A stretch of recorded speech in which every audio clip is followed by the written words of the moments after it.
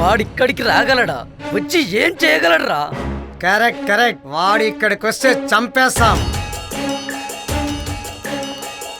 వాడిక్కడికి వచ్చి తప్పించుకొని పోగలడా?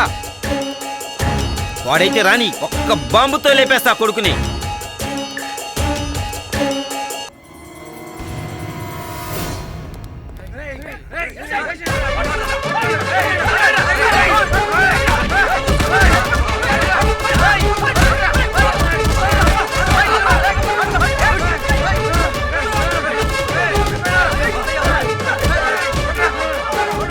వదలండ్రా!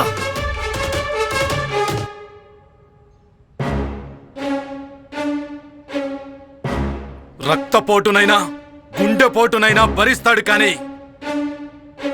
వెన్నుపోటుని సహించడ్రా ఈ ధర్మ. అందుకేరా నీకి కత్తిపోటు.